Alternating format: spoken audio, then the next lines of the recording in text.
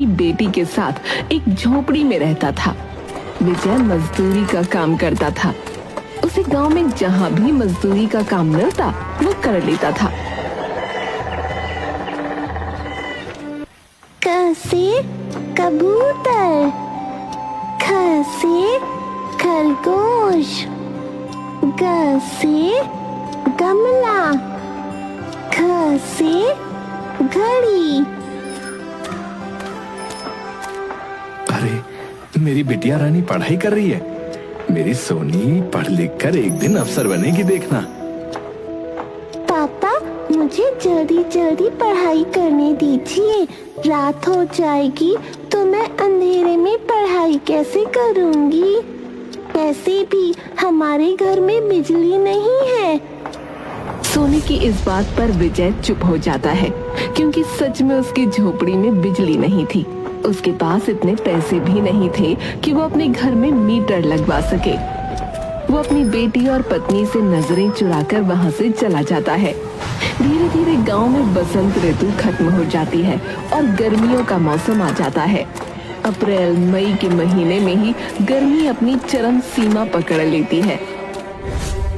सुगंधा, मैं काम पर जा रहा हूँ। अच्छा रुकिए, मुझे आपसे कुछ बात करनी है। मैं कह रही थी कि इस बार गर्मी बहुत पड़ रही है। अभी से ही तापमान 40-45 डिग्री पहुंच जाता है। कुछ करिए ना, बिना बिजली के पंखे के इस गर्मी में गुजारा करना बहुत मुश्किल है। तुम सही कह रही हो, गर्मी तो सच में बहुत पड़ रही है। मैं आज काम पर जा रहा हूँ, देखता हूँ बाहर कुछ जुगाड़ बन पाता है तो। वैसे सोनी कहाँ है? कहीं दिखाई नहीं दे रही। होगी बगल वाले राजू भैया के यहाँ। उनके घर में कूलर है ना, तो उन्हीं के यहाँ रहती है दिन भर। अच्छा ठीक है, चलो मैं चलता हूँ। विजय अपने मजदूरी के काम को ढूंढने गांव के चौक पर चला जाता है, जहां उसकी मुलाकात उसके दोस्त हीरा से होती है। भाई विजय, यार काम बड़ा मंदा चल रहा है। अभी तक कोई काम नहीं मिला मुझे। और बता, सब ठीक तो है भाई? अब कहाँ ठीक है हीरा भाई, इतनी ज्यादा गर्मी पड़ रही है। तुझे तो पता ही है, मेरे घर में बिजली नहीं है, तो बहुत मुश्किल से समय कट रहा है यार। मैं तो फिर भी बाहर आ जाता हूँ। घर में बच्चे पत्नी बड़ी मुश्किल से गुजारा कर रहे हैं। हाँ यार, मैं तो भूल ही गया था, तेरे घर में तो बिजली भी नहीं है। मैंने तो 8,000 रुपए में एक रूम कूलर खरीदा है भाई। अरे भाई क्या बताऊं यार, बहुत ही ठंडी हवा देता है यार, और रात को जो है बहुत ही अच्छी नींद आती है। हीरा भाई, तू तो मेरा बहुत ही अच्छा दोस्त है यार। सुन, एक बात कहूँ, क्या तू मुझे अपनी बिजली की तार में टाका लगाने देगा?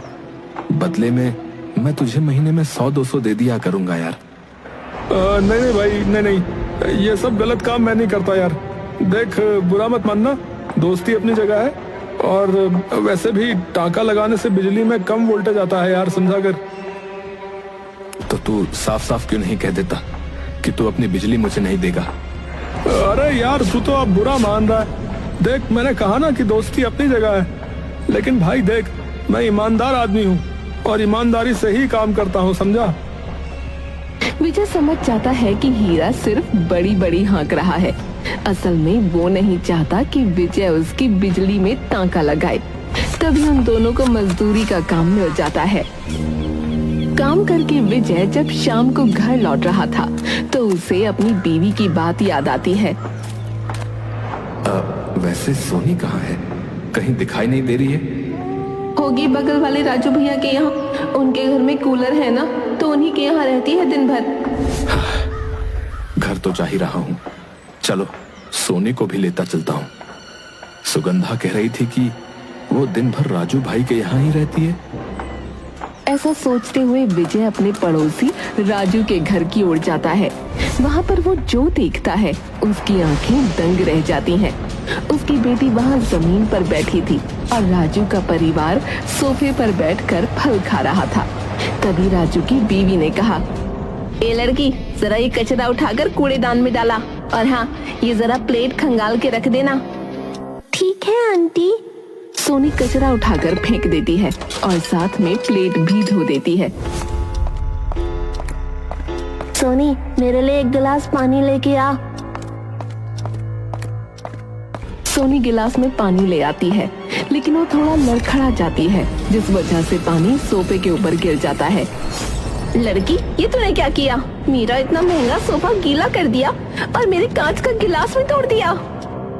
सॉरी आंटी, मुझे माफ कर दो, मैंने जानबूझ के ऐसा नहीं किया। गुस्से में राजू की बीवी सोनी को एक थप्पड़ मार देती है।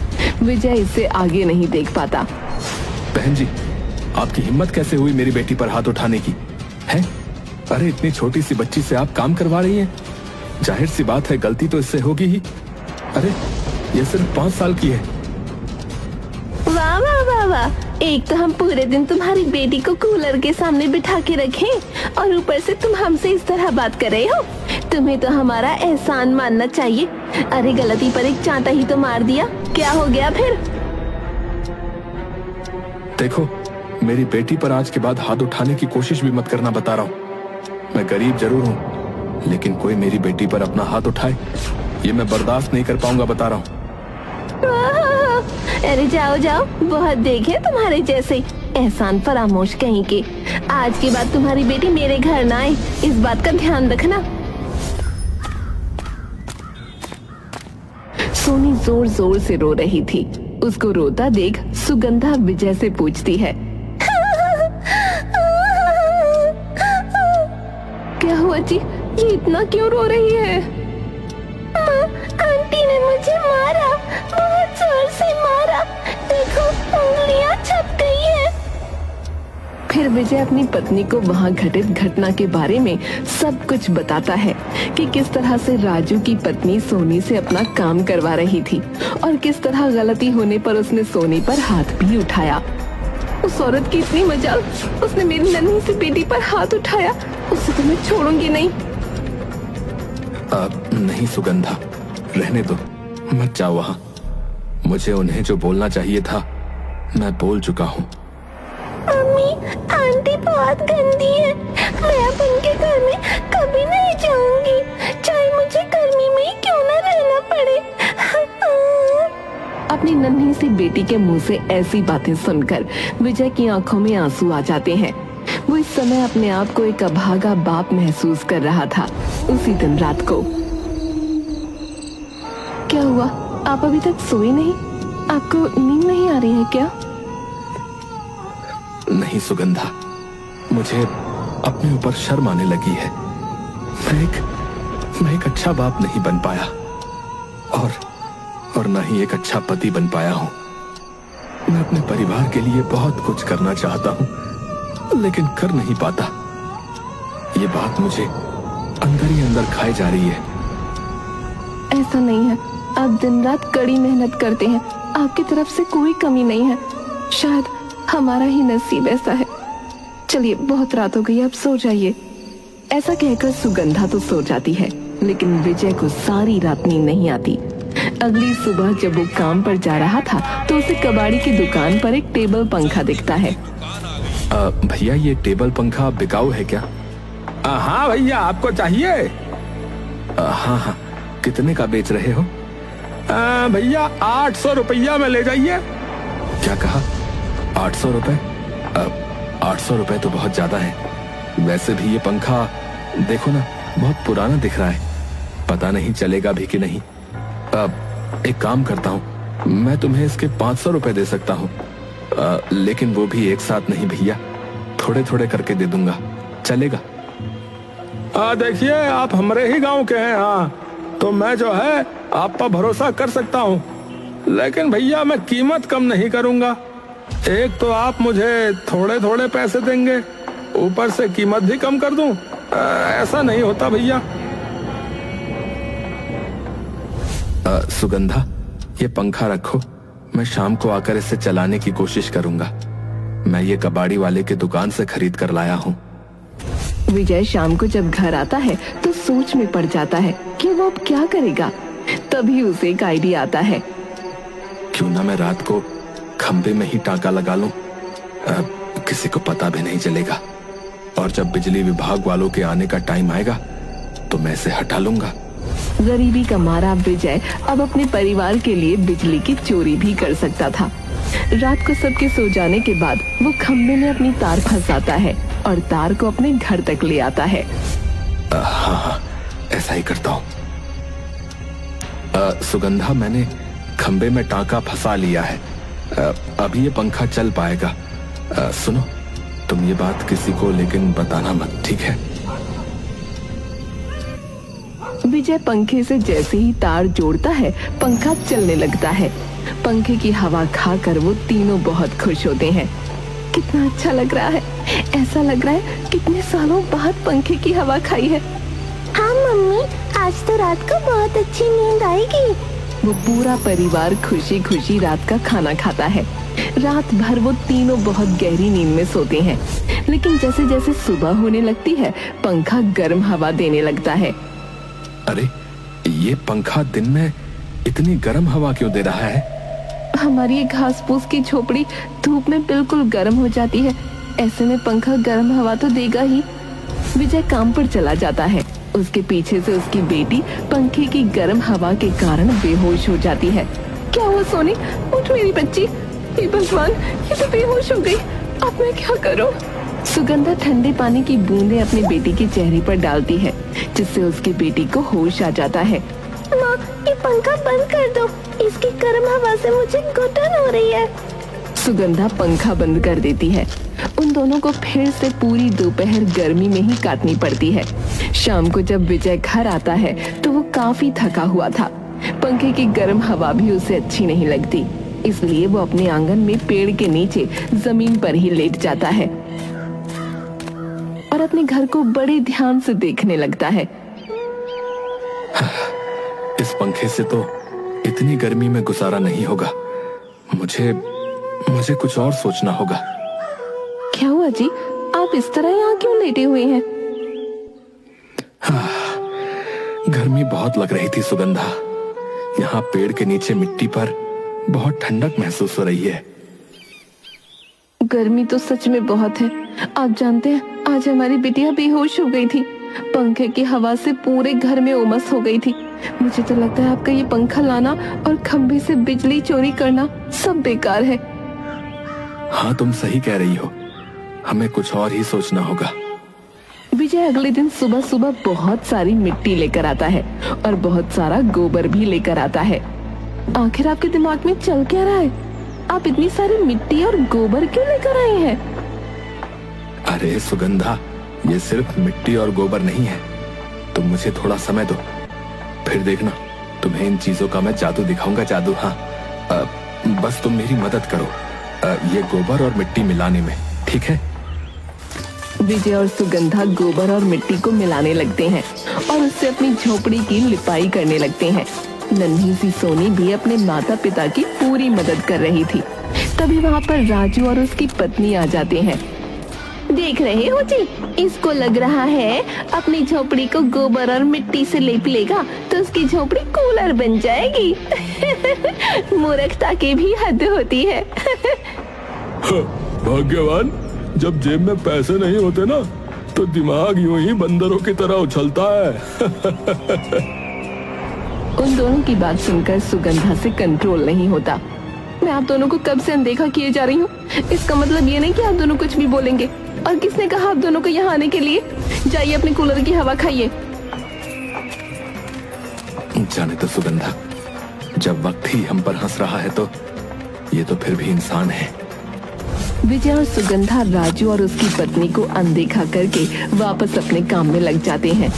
पूरे दिन की मेहनत के बाद उनका घर गोबर और मिट्टी की परत से ढक जाता है। घर को गोबर और मिट्टी से लीपने के बाद विजय अगली सुबह ढेर सारी लकड़ी काट कर लाता है। ये आप क्या कर रहे हैं जी? आपने तो घर को गोबर और मिट्टी से लीप दिया, फिर ये लकड़ियाँ किस लिए? तुम बस देखती जाओ सुगंधा कि मैं क्या करता हूँ। विजय उन लकड़ियों से एक बड़े आकार का पंखा बना देता है और उसे घर की खिड़की के पास फिट कर देता है। विजय अपने काम में लगा हुआ था, लेकिन सुगंधा की समझ में कुछ नहीं आ रहा था कि आखिर वो कर क्या रहा है। अरे, तुम मुझे ऐसे क्यों देख रही हो? ये सब मैं तुम लोगों के लिए ही कर रहा हूँ भाई। मैं देख रही हूँ कि आप काम करते वक्त कितने अच्छे दिखते हैं। मुझे तो वो समय याद आ गया जब हमारी नई नई शादी हुई थी। तुम भी कैसी बातें करती हो सुगंधा। अच्छा ये बताओ, तुमने कभी टरबाइन के बारे में सुना है? जल टरबाइन। मैं कुछ वैसा ही बनाने वाला हूँ, समझी? खिड़की के बाहर पानी एकत्रित करने के लिए हमें नाद जैसा कुछ बनाना होगा, समझी? अच्छा, तो आप मैं समझी कि आपके दिमाग में चल क्या रहा है, लेकिन पानी कहाँ से आएगा? अरे खेतों में सिंचाई के लिए जो पानी जाता है, हम वहीं पर एक मोटा पाइप लगा देंगे जिसका पानी सीधा हमारी लकड़ी के पंखे पे गिरेगा, समझी? और पानी के गिरने की वजह से हमारा पंखा हर समय घूमता रहेगा, जिस वजह से हमारा घर एक मिट्टी का कूलर बन जाएगा। कूलर, हाँ। वाह जी, आपका दिमाग भी किसी इंजीनियर से कम नहीं है। पूरे 3 दिन की मेहनत के बाद विजय अपना मिट्टी का कूलर घर तैयार कर लेता है। वाह पापा, आपने तो सच में कमाल कर दिया। माँ, कितनी ठंडक महसूस हो रही है ना? हाँ मेरी बच्ची, सच में बहुत अच्छा लग रहा है। ये सब तेरे पापा के इंजीनियर वाले दिमाग की वजह से हुआ है। सब लोग बहुत खुश होते हैं और उस रात चैन की नींद सोते हैं। अभी भी उनके पास कोई एयर कंडीशन तो था नहीं, लेकिन फिर भी वो इस भीषण गर्मी में जी सकते थे। अगली दोपहर उनके घर के दरवाजे पर एक बूढ़ी औरत आती है। घर में कोई है क्या? अरे बेटा, घर में कोई है क्या? कहो अम्मा, क्या हुआ? अरे बेटा, बाहर बहुत ही गर्मी है, मुझे एक गिलास ठंडा पानी मिलेगा? हाँ हाँ अम्मा, क्यों नहीं। सुगंधा बूढ़ी औरत को ठंडा पानी देती है। इस भरी दोपहर में आप कहाँ जा रही हैं अम्मा? बेटा, मेरा तो काम ही है गांव गांव भटक कर अपनी जीविका चलाना। लेकिन अभी तो बाहर बहुत गर्मी है अम्मा, मैं तो कहती हूँ शाम होने तक आप मेरे घर में रुक जाइए। शाम को जब धूप चली जाएगी तब आप चली जाना। बूढ़ी औरत वैसा ही करती है। वो पूरी दोपहर सुगंधा और विजय के घर में रहती है। उसे वहाँ बहुत ठंडक महसूस होती है। बेटी, तेरा घर इतना ठंडा कैसे लग रहा है? अम्मा, ये तो मेरे पति की वजह से हुआ है। उन्होंने इस घर को मिट्टी का कूलर बना दिया।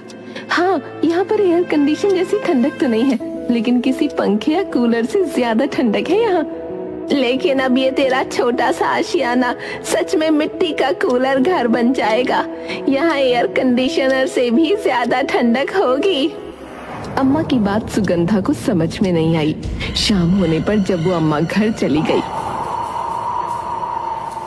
तो सच में उनके घर में एयर कंडीशनर जैसी ठंडक होने लगी। माँ, आज अपना घर कुछ ज्यादा ही ठंडा नहीं लग रहा। हाँ बेटी, और ये तब से हो रहा है जब से वो अम्मा हमारे घर से गई है। थोड़ी देर बाद विजय जब घर आता है तो उसे घर बहुत ठंडा लगता है। तब सुगंधा उसे सारी बात बताती है। जरूर ये सब उन अम्मा जी के आशीर्वाद की वजह से ही हुआ है। धीरे धीरे पूरे गांव में ये खबर फैल जाती है कि विजय के मिट्टी के घर के अंदर बहुत ठंडक होती है। सब उसके घर को देखने आने लगते हैं। तब विजय के दिमाग में एक आइडिया आता है। वो अपने घर के ऊपर एक बोर्ड लगा देता है जिस पर लिखा था मिट्टी का कूलर घर। आओ आओ और 10 रुपए की टिकट लेकर मेरे मिट्टी के कूलर घर की हवा खाओ। अरे आओ भैया आओ। हाँ हाँ आओ, 10 रुपए बहुत कम है, लेकिन घर के अंदर जो ठंडक है ना वो बहुत ज्यादा है। उन लोगों ने इस तरह अपनी कमाई का एक नया जरिया भी ढूंढ लिया। अब शायद उनकी किस्मत पलट चुकी थी। विजय और उसका परिवार, अब उन्हें किसी चीज की कोई कमी नहीं थी। वो लोग खुशी से अपना जीवन व्यतीत कर रहे थे। हीरानगर गांव में विजय अपनी पत्नी और 5 साल की बेटी के साथ एक झोपड़ी में रहता था। विजय मजदूरी का काम करता था। उसे गांव में जहां भी मजदूरी का काम मिलता वो कर लेता था। क से कबूतर, ख से खरगोश, ग से गमला, घ से घड़ी, मेरी बिटिया रानी पढ़ाई कर रही है। मेरी सोनी पढ़ लिख कर एक दिन अफसर बनेगी, देखना। पापा, मुझे जल्दी जल्दी पढ़ाई करने दीजिए।